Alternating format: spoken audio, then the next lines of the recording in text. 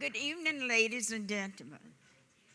It is such an awesome opportunity for me to have this occasion to introduce a special person in my life who made her invasion into my family 10 years after her brother. But I must say that we were really proud of her. She's a unique person because in 1964, I worked with the precinct in my area for voting, and I've been doing it for years. And after 10 years, I was expecting some new guests in my family. And of course, that person is one who likes to be in on everything that's going on. Decided that she would not wait until an additional month for her to make her appearance because she wanted to become involved in that 1964 election. You all know that was a very important election. But I was able to finish that up, at least close up, get home, and go to the hospital a month early. She has been a very, very important addition to our family. She likes to know what's going on. And she liked to travel with me because I was very active in Burnett Elementary School PTA as president, National Council of Negro Women, and also the NAACP, any other community organization here in Long Beach. And she traveled with me. She always had her little grips with her pencils and papers and bags wherever I went. So she went. As Phyllis grew, she wanted to find out all the different activities going on, how she could be involved with the other children. Because in '64, when she was born, you all know it was a little different in town. But she made everyone aware of her.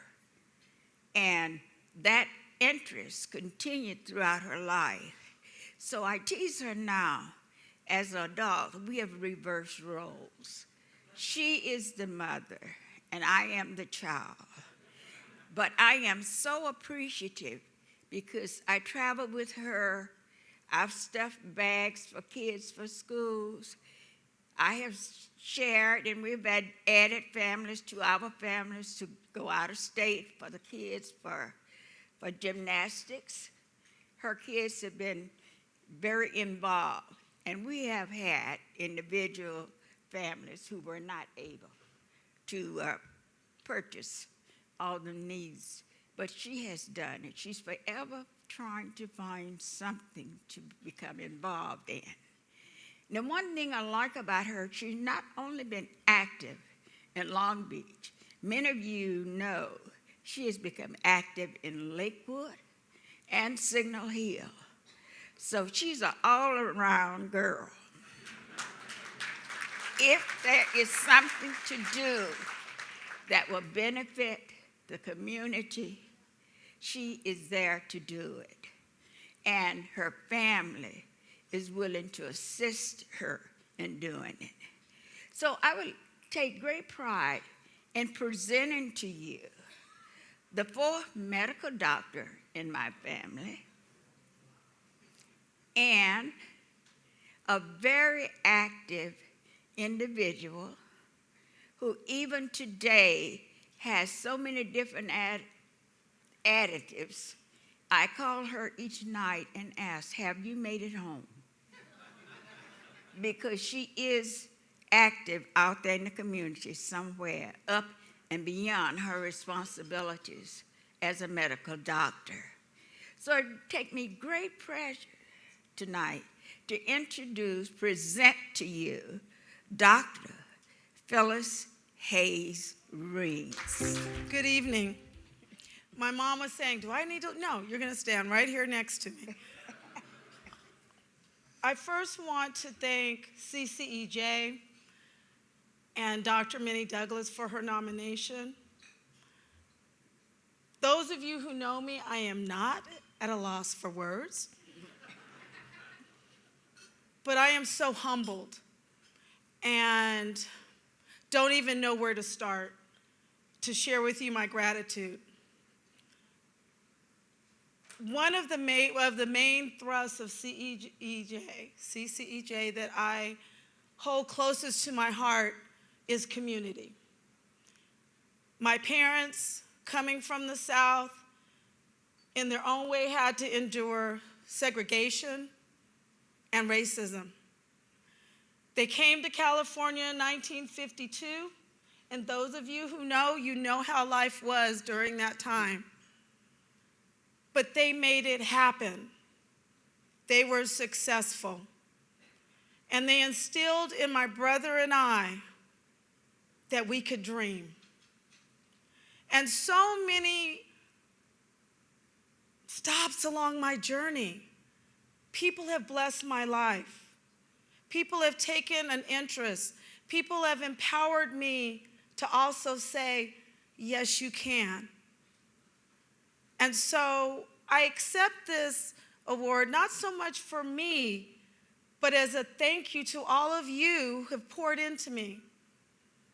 The National Council of Negro Women.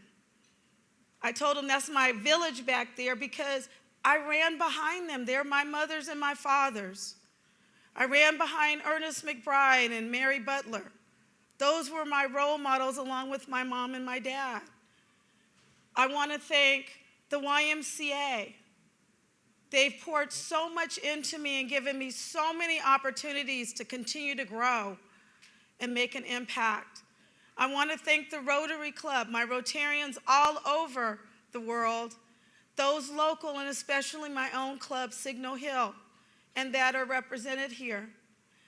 Delta Sigma Theta Sorority Incorporated, hey, in the house, because of the sisterhood and encouragement. And I especially have to thank my family, my husband, Lester, and my children, Felisa and Alex, and my brother, Alvin, and my wonderful friends, my other part of my village that are here and throughout the room. Because it really is about community. It's about making those who may feel invisible know they matter and they are visible. And I think that's what really pushes me.